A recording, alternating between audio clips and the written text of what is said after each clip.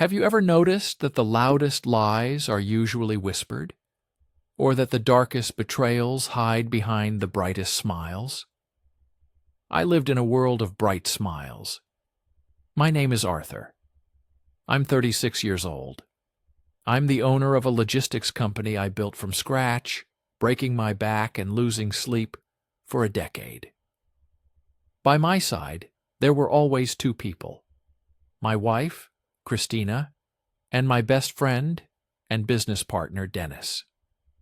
Christina and I had been together for 8 years. She was the kind of woman you'd move mountains for. Beautiful, smart, the soul of every party. Dennis was my son's godfather. We'd known each other since college dorms, splitting the last pack of instant noodles, and now we were splitting millions in profit. We had what social media calls just life goals: joint vacations, barbecues on weekends, plans to build 2 houses on neighboring lots by the lake. I was happy. I was confident in tomorrow. I was an idiot. It didn't start with lipstick on a collar or late-night phone calls. It started with numbers. I love numbers. They never lie. Unlike people. We were preparing for a merger with a major investor. It was the deal of the century for our firm. I was personally conducting an audit of our expenses. And I noticed strange discrepancies in the entertainment expenses column. Dinners at restaurants where we never held meetings, luxury hotel suites booked in the city where we live, supposedly for out-of-town partners I didn't remember meeting. At first I thought Dennis was just fudging the taxes a bit or treating himself on the company dime. I even planned to joke about it. "Hey, brother, are you living at the Hilton while your wife thinks you're at the office?" If only I knew how close I was to the truth, and how far I was from a joke. Part 2. The smart home remembers everything. The turning point happened on an ordinary Saturday. Christina had left for a yoga retreat for the weekend. Dennis said he was going fishing with his dad. I stayed home with my son, 6-year-old Mikey. Mikey was playing with our old tablet, which we had thrown in a drawer years ago. It was a shared family iPad connected to my old Apple ID, which I had stopped using on my phone but forgot to unlink from the tablet. "Daddy, look, Mommy is here with Uncle Dennis," Mikey shouted from the living room. I smiled, stirring my coffee. "Yes, son, we hang out together a lot." "No, Daddy, they are kissing like in the movies." The coffee froze in my throat. I slowly set the mug on the table. My hand suddenly went cold as ice. I walked into the living room. Mikey was sitting on the carpet, scrolling through the photo stream. It turned out Christina, confident in her impunity, hadn't turned off photo synchronization on her new phone with the old cloud account, or she just forgot this old tablet was still alive. I took the tablet. It wasn't a yoga retreat, and it wasn't fishing. The geotag on the photos pointed to a countryside spa hotel 100 miles away. In the photos, they were in a jacuzzi. In the photos, they were in bed. In the photos, Dennis had his hand on my wife's thigh with that possessive confidence that only comes from a man who has known a woman for a very long time. But the worst part wasn't the photos. The worst part was the video. I put on headphones so Mikey wouldn't hear, and pressed play. They were lying in bed, drinking champagne likely bought with my company's money. "Did yours call?" Dennis asks, lazily playing with her hair. Christina laughs. I used to love that laugh. Now it sounded like grinding metal. He called, asked if I packed my yoga mat. God, he's so naive. Sometimes I feel like I'm living with an ATM that has a say goodnight function. Dennis burst out laughing. "Well, look at the bright side. At least the ATM doesn't snore. By the way, When are we finally going to push him on selling the shares? I want to buy that yacht by summer. Soon, baby. Be patient. Let him sign the merger, get the bonuses, and then we'll start the divorce process. I'll take half, you'll stay on as a partner, and we'll finally get rid of that bore. I took off the headphones. The room was silent, only the clock ticking.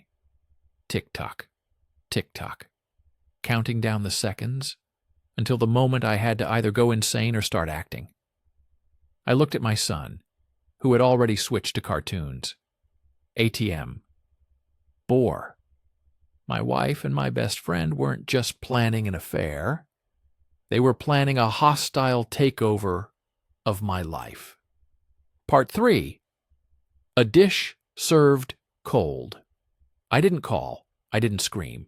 I didn't drive to that hotel with a baseball bat, although my imagination painted scenes of retribution worthy of Tarantino. I downloaded all the data from the tablet onto a secure external drive, then to the cloud, then to a flash drive, which I sewed into the lining of my winter coat. Paranoia? No. Strategy. When Christina returned on Sunday evening, enlightened after yoga, I met her with dinner. How did it go? I asked, pouring her wine. My hand didn't shake. Oh, wonderful, she chirped. We meditated so much. I feel such harmony. I'm glad, I said, looking her straight in the eye. Harmony is important. Inside, I was burning alive, but on the outside, I was a cliff of ice. The next 3 weeks were hell. I went to work, shook Dennis's hand, discussed deal details. He patted me on the back, called me brother, and I watched him mentally spend my money. I hired a private investigator and a forensic accountant. Secretly. The auditor dug up things that made my hair stand on end. Dennis had been siphoning money through shell companies for 2 years. My wife knew about it. Her signature was on some documents as a consultant. They weren't just stealing love from me. They were stealing my child's future. The merger deal was scheduled to close in a month. To celebrate this and our company's 10th anniversary, we planned a grand gala. Investors, the press, friends, our parents. It was the perfect stage. Part 4. The presentation day, X. A restaurant on the roof of a skyscraper. Everyone in tuxedos and evening gowns. Christina in an emerald dress that I paid for. Dennis in a Brioni suit bought with money stolen from the firm. They were glowing. They felt like winners. Christina's parents hugged me. "Arthur, we are so proud you built such an empire." My parents looked at Dennis and me with pride. It was time for my speech. I walked onto the stage, took the microphone. The spotlight hit my eyes. "Thank you all for coming," I began. My voice was steady. "Today we celebrate 10 years of success. Success that is built on trust." I looked at Dennis. He raised his glass, winking at me. "Dennis and I have come a long way. And today I want to show you what usually stays behind the scenes. The true cost of our partnership." I pressed the button on the clicker. Everyone expected to see profit growth charts. Instead, on the massive screen, 15 by 10 feet, a text conversation appeared. Huge, crisp letters. "Dennis, this loser signed the papers. A couple more months, and we kick him out into the cold." Christina, "Love you. Can't wait for him to go on that business trip. I want you in our bedroom." A silence fell over the hall, so thick you could cut it with a knife. Someone giggled nervously, thinking it was a weird roast or a joke. But the slides kept changing. Here was a photo from the yoga retreat, date and geolocation in close-up. Here were bank statements, transfers to Dennis's shell company, jewelry purchases for Christina using the corporate card. Here was the video, that specific one, The ATM doesn't snore. The sound was routed through the concert speakers. Christina's voice, full of contempt, rolled through the hall, bouncing off the glass walls. I looked into the audience. The smile slid off Dennis's face like cheap paint.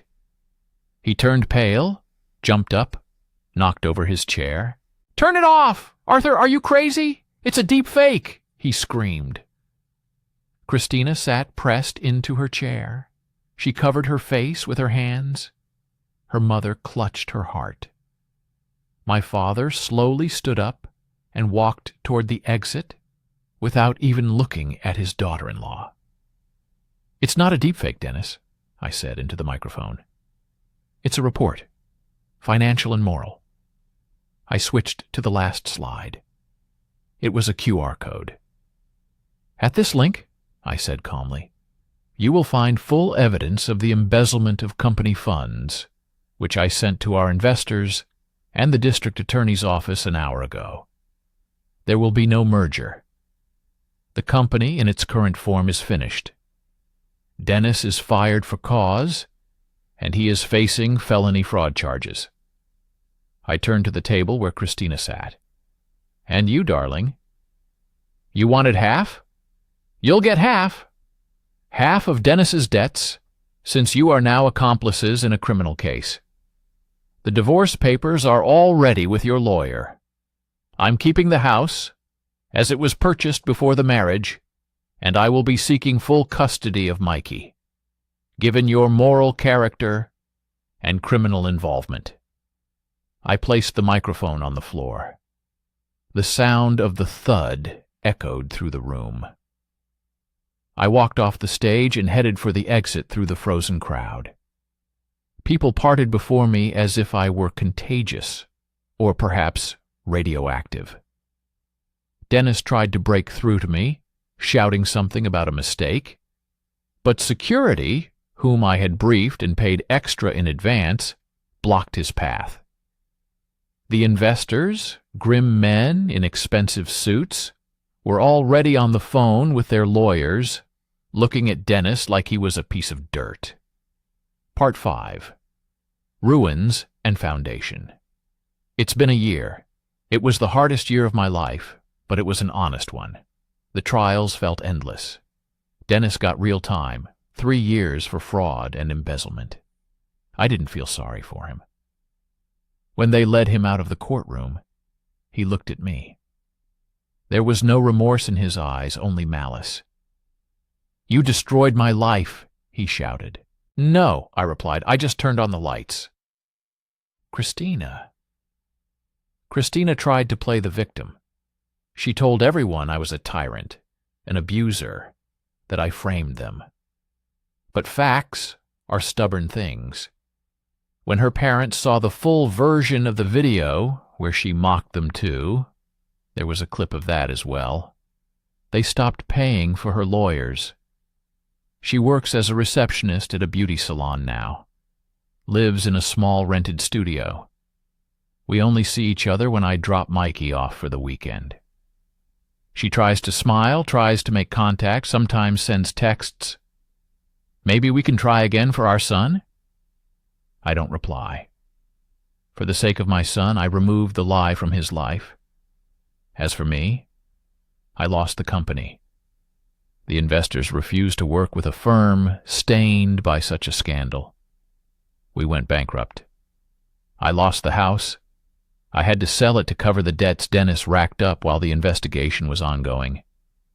I lost my faith in people for a while. But you know what? Right now I'm sitting in a small office. I have a new startup. It's small, just 3 of us, but I check every single receipt. I live in a modest apartment, but the air in here is easy to breathe. Mikey lives with me 5 days a week. Yesterday he asked, "Daddy, why doesn't Uncle Dennis come over anymore?" I answered, "Because some people break, son, and they can't be fixed." I learned the most important lesson. Betrayal isn't the end of the world. It's a surgery. It's painful, there's a lot of blood, and rehab takes a long time. But in the end, You get rid of the tumor that was killing you for years.